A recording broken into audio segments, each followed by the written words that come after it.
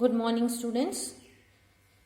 आज जो टॉपिक हम डिस्कस करने जा रहे हैं वो स्टीरियो आइसोमेरिज्म में ही है और पिछली टर्न पर ज्योमेट्रिकल आइसोमेरिज्म के बारे में आपको बताया था, जो कि स्टीरियो आइसोमेरिज्म का ही एक पार्ट होता है। और ज्योमेट्रिकल आइसोमेरिज्म में अपन ने ये देखा था, जिसे ज्यामितीय समवायता कहते हैं, ये देखा था कि त्रिविम में किस प्रकार से लिगेंड्स मेटल के चारों तरफ अभिविन्यासित होते हैं, उनके आधार पर ये आइसोमेरिज्म डेवलप या उत्पन्न होती है। ठीक है। और इसमें अपन ने ये भी कहा था कि यहाँ पर अलग अलग लिगेंड्स यदि उपस्थित हों तो कैसे कैसे आइसोमेरिज्म्स यहाँ पर उपस्थित हो सकती हैं। अब इसी संदर्भ में या इसी कड़ी को जब अपन आगे बढ़ाते हैं तो अपन ने ये भी बताया था मैंने आपको कि कोऑर्डिनेशन नंबर 2, 3, यदि मेटल का कोऑर्डिनेशन नंबर 2 या 3 है तो उस केस में ज्योमेट्रिकल आइसोमेरिज्म नहीं पाई जाती, क्योंकि किसी भी विन्यास में दोनों जो लिगेंड्स हैं, चाहे समान हो चाहे भिन्न हो, दोनों जो हैं वो एडजेसेंट ही होंगी। एडजेसेंट का मतलब क्या होता है? एक के पीछे एक ही उपस्थित होंगी। जबकि चाहे वो दो लिगेंड्स हों, जैसे कि यहाँ पर दर्शाया गया है, और या 3 लिगेंड्स हों, ये तीनों भी एक के पीछे एक उपस्थित या एक के बाद एक उपस्थित होती हैं। इसलिए यहाँ पर ज्योमेट्रिकल आइसोमेरिज्म उत्पन्न नहीं होती या प्राप्त नहीं की जा सकती। तो अब अपने पास ऐसे कोऑर्डिनेशन नंबर कौन कौन से हैं जहाँ पर कि ज्योमेट्रिकल आइसोमेरिज्म होती है। तो ये कॉमन जो है वो है 4 और 6। ऐसे कोऑर्डिनेशन नंबर या इस प्रकार के 4 और 6 जो कोऑर्डिनेशन नंबर हैं, उनमें ज्योमेट्रिकल आइसोमेरिज्म प्राप्त होने में या उत्पन्न होने में बहुत ज़्यादा संभावना होती है। अब सबसे पहले आ गया कोऑर्डिनेशन नंबर 4। इस केस में कोऑर्डिनेशन नंबर 4 का क्या मतलब हुआ कि मेटल एटम के चारों तरफ 4 लिगेंड्स उपस्थित हैं, और ये 4 लिगेंड्स जो मेटल एटम के चारों तरफ उपस्थित होती हैं, ये समान भी हो सकती हैं और ये भिन्न भी हो सकती हैं। फिर भी जब भी अपन ये कोऑर्डिनेशन नंबर 4 लेते हैं तो यहाँ पर अपने पास 2 अलग अलग क्या कहते हैं हाइब्रिडाइजेशन प्राप्त होते हैं। कौन कौन से हाइब्रिडाइजेशन हो सकते हैं? एक sp3 हाइब्रिडाइजेशन और दूसरा जो है dsp2 हाइब्रिडाइजेशन।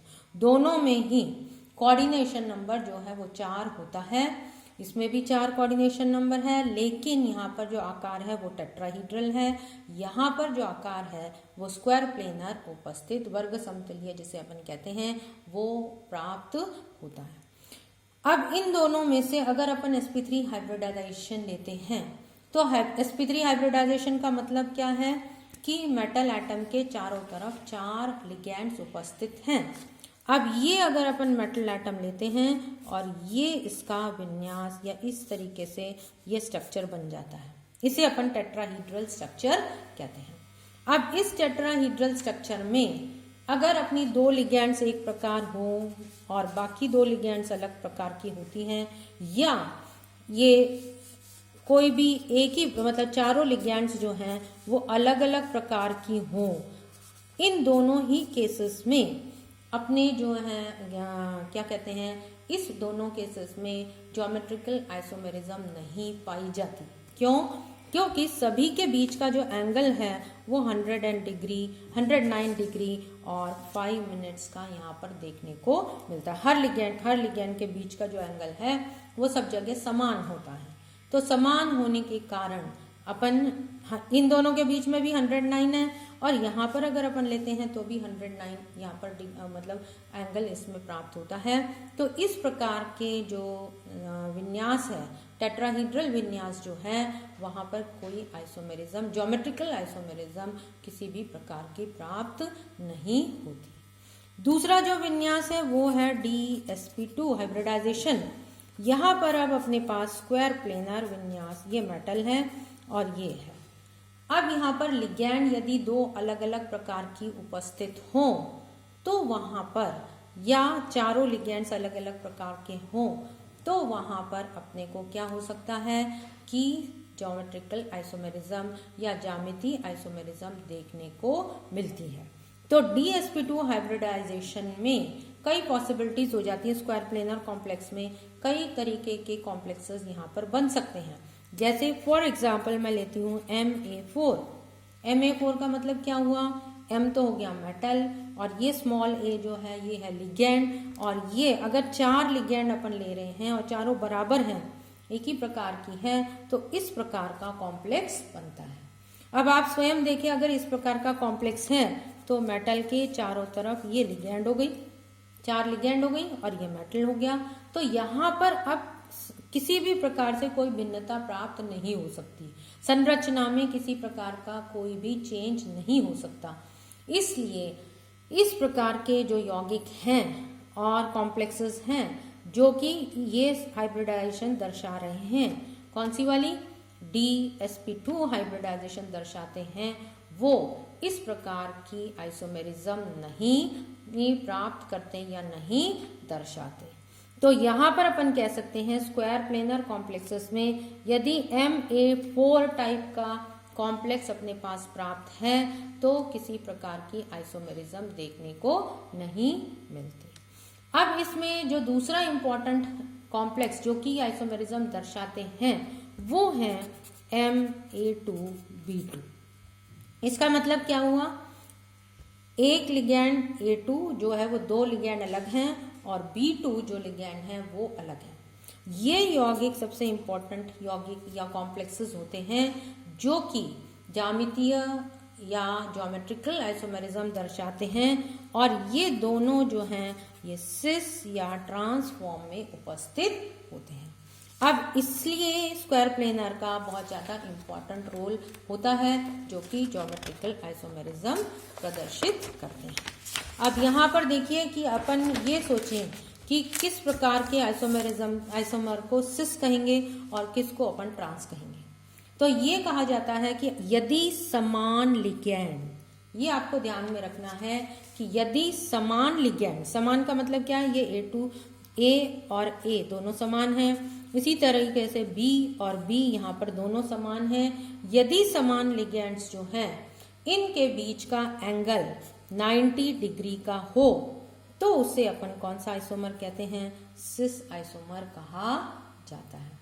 और यदि समान लिगैंड के बीच का एंगल 180 डिग्री हो तो इसे अपन कौन सा आइसोमर कहेंगे, ट्रांस आइसोमर कहा जाता है। या ये भी कह सकते हैं कि समान लिगैंड्स की पोजीशन या स्थिति 1 और 2 हो। मतलब क्या हुआ, अगर अपन इसको इस तरीके से बनाते हैं A और A और ये B और ये B, ये स्क्वायर प्लेनर हो गया, ठीक है। अब आप इस स्थिति में देखिए दोनों A और B और B, ठीक है, समान लिगैंड्स के बीच का एंगल कितना हो गया, ये 90 डिग्री। इसलिए इस आइसोमर को अपन क्या कहते हैं, सिस आइसोमर कहा जाएगा। ये समान लिगैंड के बीच का एंगल जो है, मेटल से जो एंगल बनता है ये वाला, ये 90 डिग्री का होता है, इसलिए इसे अपन कौन सा आइसोमर कहेंगे, सिस आइसोमर कहेंगे।